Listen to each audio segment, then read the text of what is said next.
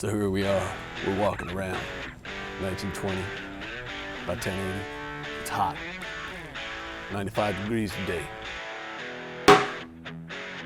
And welcome back to More Approved. I'm James, and today we're going to be doing an unboxing and test out a $59 GoPro substitute. So I picked up this Maginon GoPro substitute camera from my local Aldi's for $59.99. It comes with 2 extra batteries. It also comes with an underwater housing, an 8GB SD card, and it has a whole bunch of clips and mounts to go along with it. I thought for the price it would be worth picking up and trying out. So we're going to open this up, stick it on the charger, and then start shooting with it.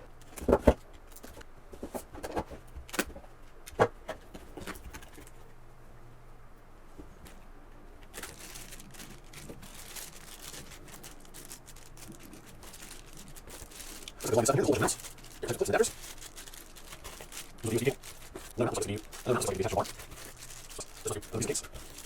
Mounts with these. Strips. Another mount. There's a strap. One card for you. And use me. It does come with a spare battery. There's one already in the camera.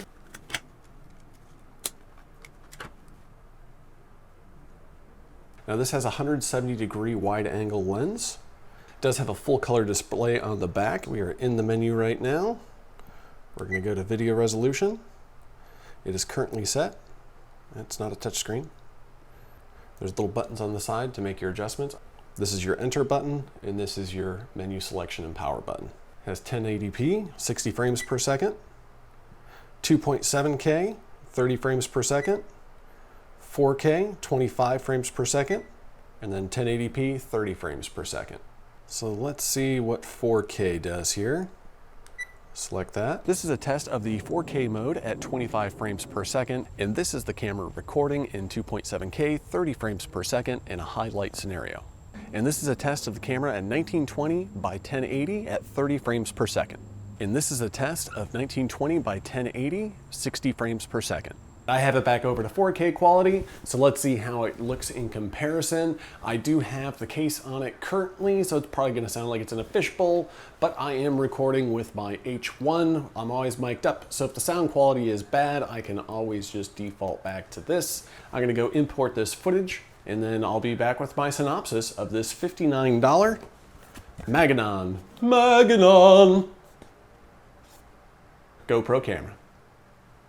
Fake GoPro camera. Imitation GoPro camera.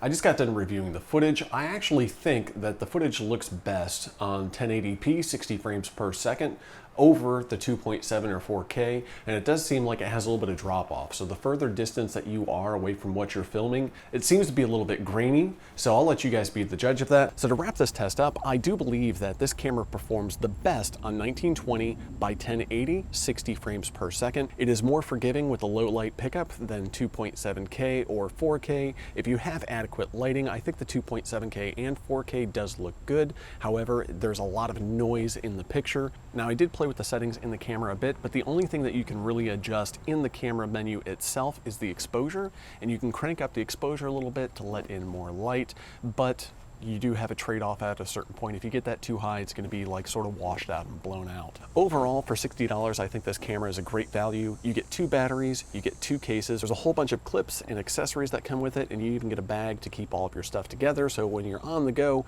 you can always make sure that you have it close by. However, I don't like that the low light pickup on the 2.7K and the 4K modes causes a lot of noise and graininess in the picture, and in my opinion, I think the quality in low lighting conditions is the equivalent of that to the first cell phones that had cameras on them. And I also don't like the audio quality. The audio quality is very, very soft on this particular camera. I'm sure if you were very close to it, it would sound better, but overall, I found it to be unusable for this video. So if we want to test out the built-in audio for this camera, here we go.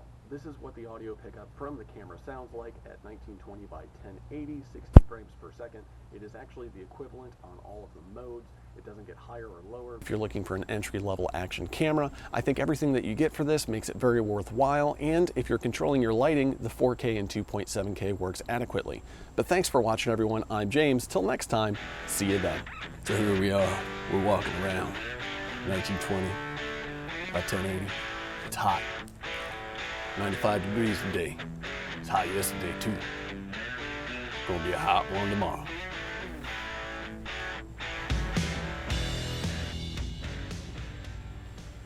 shutter seems to work pretty good.